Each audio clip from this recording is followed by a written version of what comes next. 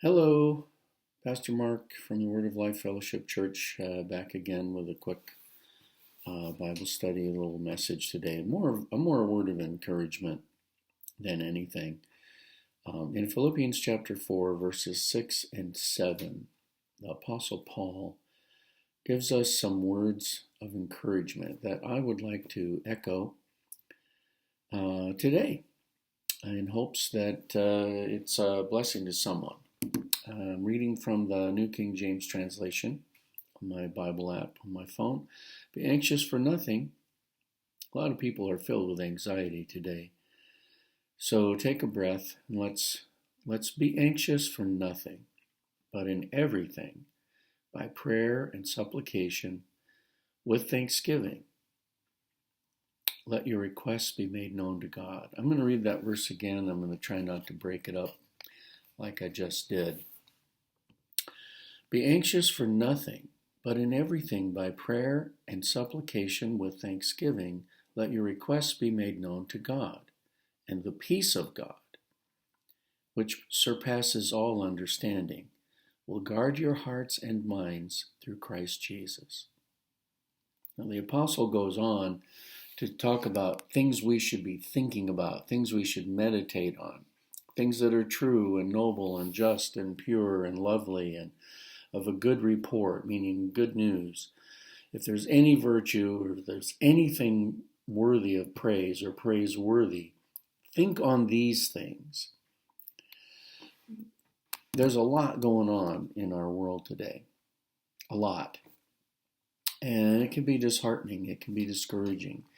And I'm not just talking about in the world politically, just in general. And some people in their personal lives are facing some real obstacles, challenges, mountains, and others, things you seem to be flying high right now. Temper that, because as we know, life is a series of ups and downs. So if you're on an up right now, enjoy it and give God thanks. If you're in the valley and you're in the bottom right now,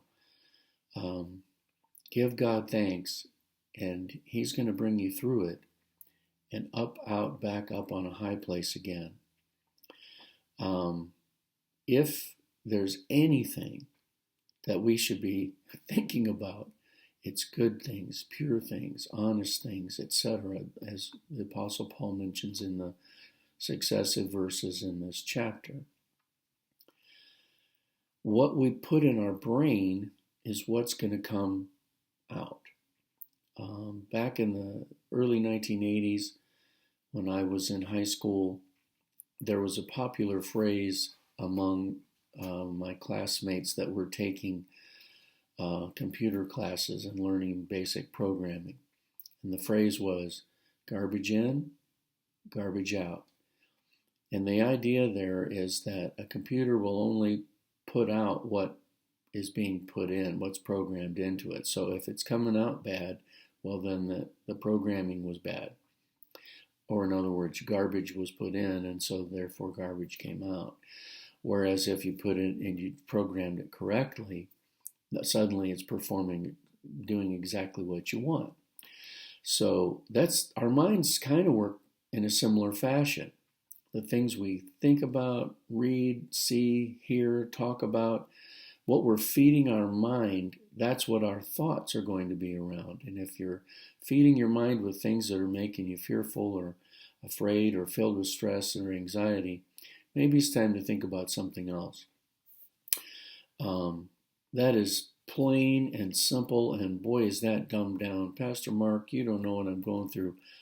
I may not, but I do know that if I'm going to ask the Lord in prayer and with thanksgiving, let my requests be made known to Him, and allow His peace that passes all understanding to come into my life and guard my heart and my mind.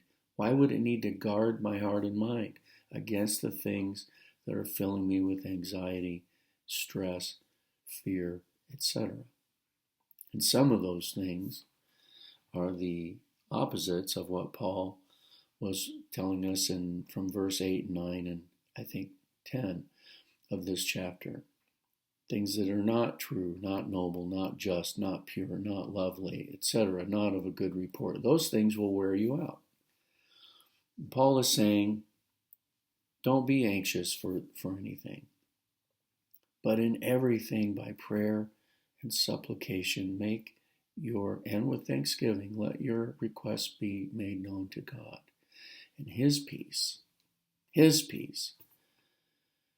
that passes all understanding, will guard your heart and your mind through Christ Jesus.